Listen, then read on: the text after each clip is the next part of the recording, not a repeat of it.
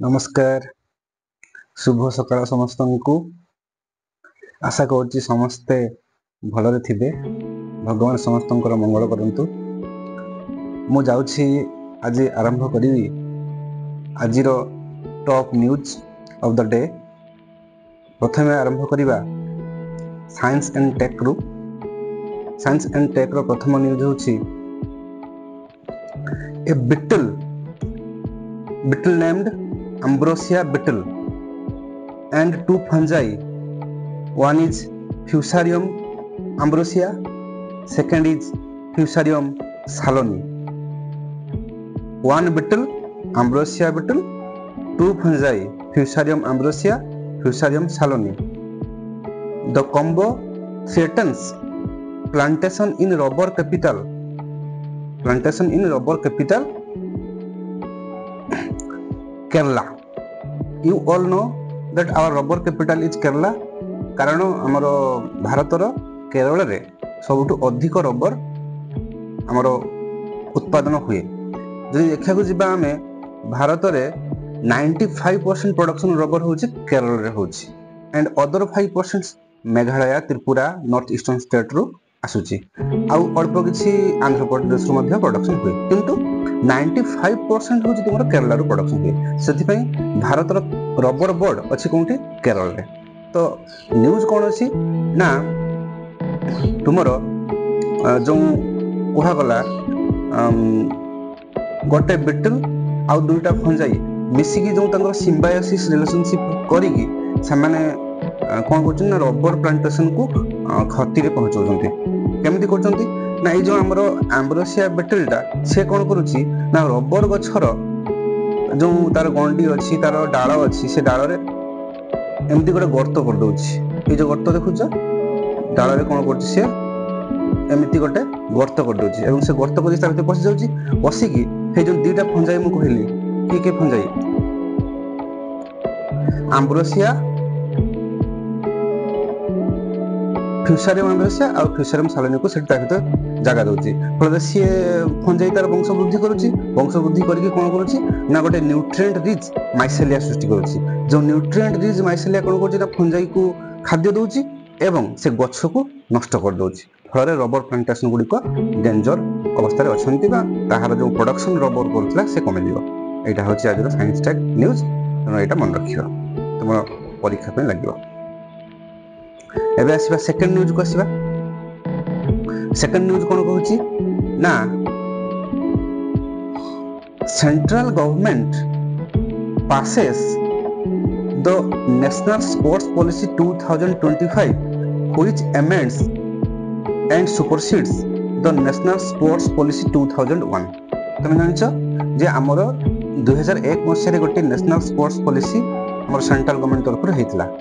से sports policy थिला किंतु 2025 रे गत सप्ताह रे सेंट्रल गवर्नमेंट गोटे new national sports policy 2025 pass कले जेटा कि तुमरो 2001 स्पोर्ट्स पॉलिसी को एमेंड करछि सुपरसीड करछि। एहर कारण कोन एम होछि कोन ना establish India as a global sporting power house and a strong contender for excellence at international sporting events including 2036 olympics games. कौन है ना आमर सेंट्रल गवर्नमेंट जो नेशनल स्पोर्ट्स पॉलिसी 2025 आनिले जहा कि 2001 को सुपरसीड और एमेंड करूची ताहार एम कोन ना से इंडिया को गोटे ग्लोबल स्पोर्टिंग पावर हाउस करिवो एवं गोटे नेक्स्ट जो हमरो स्पोर्ट्स गेम्स होची ओलंपिक गेम्स होची लाइक 2036 ओलंपिक गेम्स रे हमरो स्पोर्टिंग पावर को हमरो एक्सेलेंस को वृद्धि करिवारे हमरो इंटरनेशनल लेवल रे हम इंडिया को पहुंचाइबारे हारो गोटे गुरुत्व रहियो। बुझ परलो। एबे आसीबा next topic next news. India and UK United Kingdom inked the landmark FTA that is free trade agreement that would significantly boost bilateral trade between India and UK by around $34 billion annually, and this treaty is signed after 3 years of negotiation।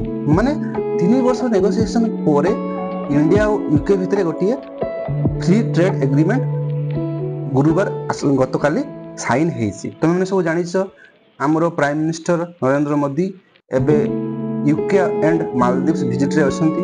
प्रथम 2 दिन 22-23 आमर से ना 22 जाइछंती 23-24 रे थिले कोन UK रे अछंती। एबे 25 आज से मालदीव जाइछंती। किंतु गत काली जो यूके रे से थिले से हेटी यूके प्राइम मिनिस्टर कीर स्टारमर एवं आम प्राइम मिनिस्टर एई एफटीए को से माने कोन करछंती साइन करछंती। जहा फल रे हमरो बायलैटरल ट्रेड हमरो यूके सहित $34 बिलियन एनुअली हम जहा कि हमरो गोटे एक्सपोर्ट बा हमरो फॉरेन ट्रेड को गोटे हमरो बूस्ट हला।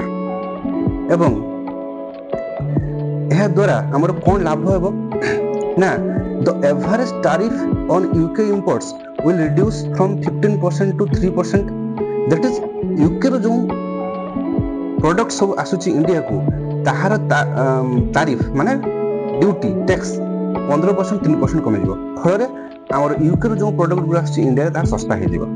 एवं से कहूची कोन ना 85% goods will become completely tariff free within 10 years. एवं से कोन कहूची जो बर्तन टैरिफ टा 3% कमिला 15 रु आसंता 10 वर्ष भितर 85% माने 85% गुड आमर जो आसुची यूके रु से पूरा टैरिफ फ्री माने 0% टैरिफ लागिवो 10 वर्ष भितर। ताले एटा बहुत भलो गुड न्यूज।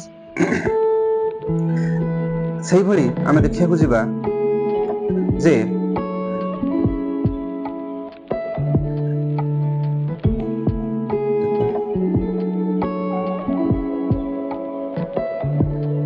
फॉर एग्जांपल आमे जो यूके जो कार सब आसुची कोन कार आसुची UK cars like Jaguar Land Rover Rolls Royce ए सब कार तुम जानछ फॉरेन कार यूके कार से car import tariff will reduce from 100% to 10%। माने से जो कार जो इंपोर्ट टैरिफ लागुतला इंडिया द्वारा ताहा 100% to 10% हे जिवो।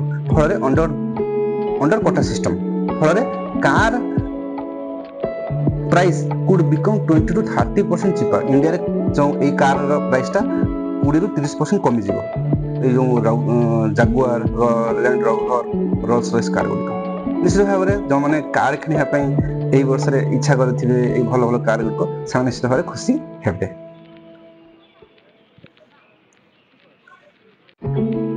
तापरे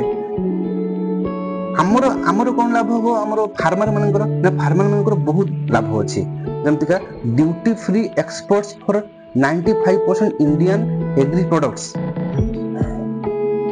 माने आमर 95% भारतीय कृषि उत्पाद को आमर जो एक्सपोर्ट होची यूके को ताहार पूरा ड्यूटी फ्री हे जो। ड्यूटी फ्री माने कोन जोंटा आमर एक्सपोर्ट होची आमर बाहर को यूके को जमती सेटी यूके कोन करे ना गोटे लगाए ताहार टैरिफ लगाए एक्सपोर्ट ड्यूटी लगाए जहा कि आमर प्रोडक्ट ता यूके अधिक रेट हे जाय। किंतु एही एफटीओ द्वारा कोन होची ना यूके कोन करिवो आमर 95% इंडियन एग्री प्रोडक्ट को से ड्यूटी फ्री कर दो माने 0% ड्यूटी लगेबो।